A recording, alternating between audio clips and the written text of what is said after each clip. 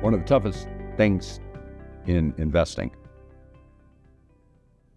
is to know when to sell a stock. The reality is you never really do.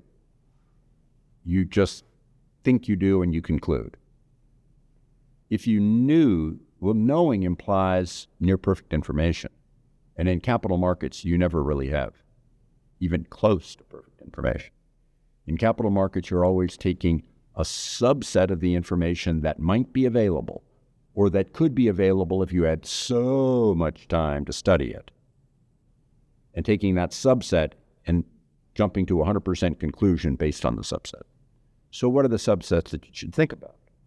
Well, one of them is you bought this stock. You had a basis for why you thought it was good for your future wealth.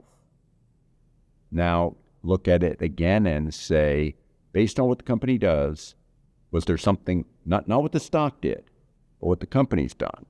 Is there something flawed in your original thinking? What did you miss? If you missed something important that was negative, now you need to start thinking about how you get out, if it's important. On the other hand, if you didn't, and the stock just bouncing around up or down, well, volatility is just one of those things you wait your way through.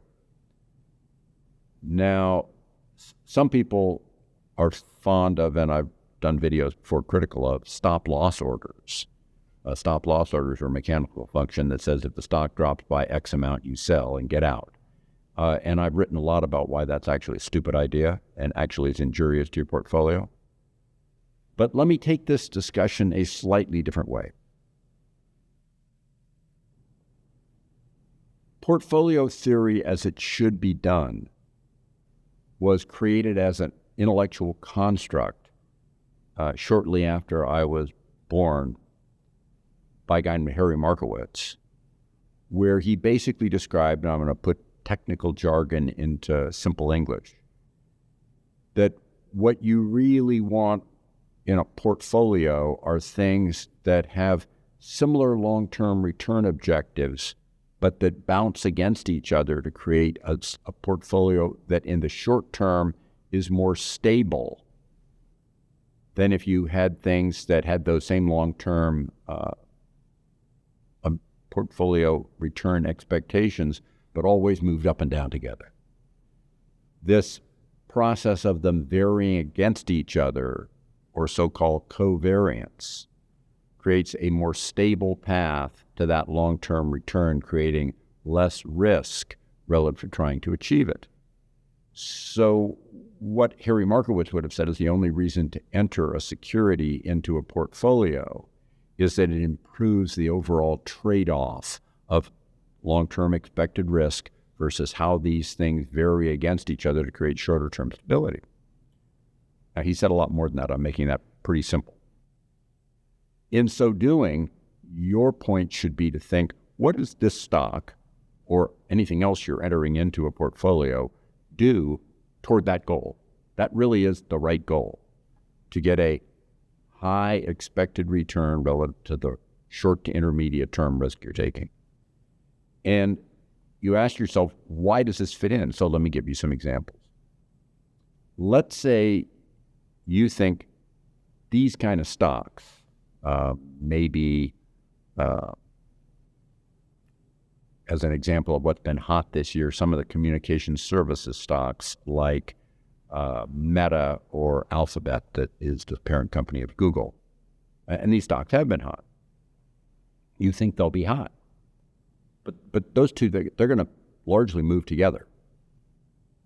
And so you say, okay, I think they're going to be hot. But what in the short term if I'm wrong? In the short term, if I'm wrong, what would instead do really well? Maybe I should own a little bit of that. Those, but that has good long-term returns, just not, they do well at a point in time when those stocks do badly. So you're looking again for that covariance.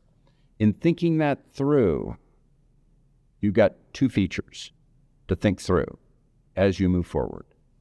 One of them is,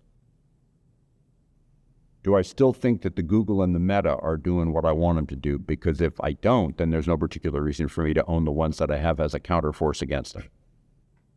And then the second is, if I still think Google and Meta, Alphabet and Meta, are going to do well moving forward and I need a counterweight against them, are these two still likely to act based on what they're doing as that counterweight? So let me give an example of what might change that. Good counterweights against